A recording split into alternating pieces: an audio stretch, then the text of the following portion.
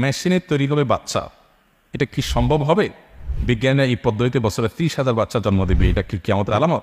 দেখুন, প্রথম কথা হলো যে আমি পুরো বিষয়টা জানি না যে কি বলা হয়েছে না হয়েছে। এই প্রশ্ন দেখে শুধু যেটুকু বুঝলাম, যদি এটা সত্যি হয়ে থাকে যে এরকম কেউ দাবি করেছেন এরকম হবে, তাহলে সেটা কেমন হবে কি হবে এটা না জেনে পরিপূর্ণ মন্তব্য করা কঠিন। মৌলিকভাবে এতটুকু বলে রাখি যে আল্লাহ রাব্বুল আলামিন কোরআনে কারীমে যদি কোনো জিনিসকে অসম্ভব বলেছেন বা চ্যালেঞ্জ দিয়েছেন, তো সেটা কোনোদিন কারোর জন্য করা সম্ভব না।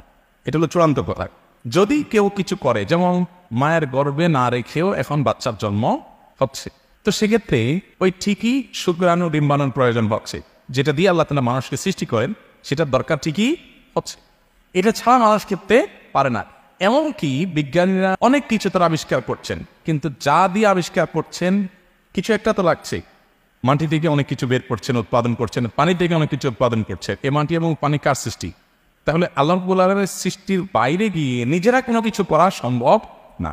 এটা হলো একটা বিষয়। দ্বিতীয়ত বিষয় হল যে এটার কি চমকের কথা বলছেন, এর চেয়ে বড় চমক হবে। নবী করিম সাল্লাল্লাহু আলাইহি ওয়াসাল্লাম বলে গেছেন, জীবিত মানুষকে মেরে ফেলা, আবার মৃত মানুষকে জীবন দেওয়া।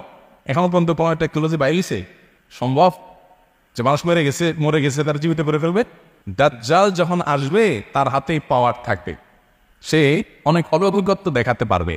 তার এক হাতে রুটি আর এক হাতে পানির পাহাড় থাকবে, সমস্ত খাদ্য তার নিয়ন্ত্রণে থাকবে, অনেক অলৌকিকত্ব থাকবে। এগুলো দেখে অনেকে বেঈমান হয়ে যাবে, কিয়ামতের আগে এরকম অনেক কিছু ঘটবে।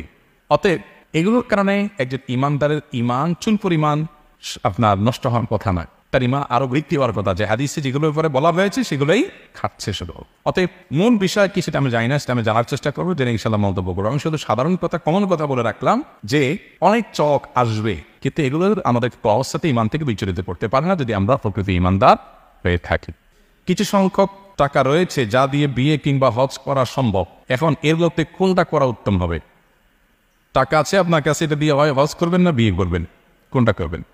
বিয়ে করতে হজের মতো এত টাকা লাগার কথা না। যেই টাকা আছে এই টাকা দিয়ে আপনি হজ এবং বিয়ে দুইটাই করতে পারেন। যদি বিয়ে সুন্নাহসম্মত বিয়ে করতে চান তো খুব বেশি মনস্টক দেওয়া লাগার কথা না, খুব বেশি খরচ করার কথা না। সামান্য খরচে বিয়ে সম্ভব। আর হজ করতে তো এখন 7-8 লাখ টাকা লাগে। তো 7-8 লাখ টাকা হলে তো আপনি দুইটাই করতে পারেন, সেখানে আপনি দুইটাই করবেন। আর যদি মনে হয় যে না দুইটা করার কোনো সুযোগ না, যেখানে একটাই আমাকে করতে হবে, তাহলে সেক্ষেত্রে আমি বলবো বিয়েটা তো আর এই মুহূর্তেই করে ফেলতে হবে, কোনো ফরজ থাকে না। সামর্থ্য হয়ে গেছে, আপনি এখন হজ করে আসেন।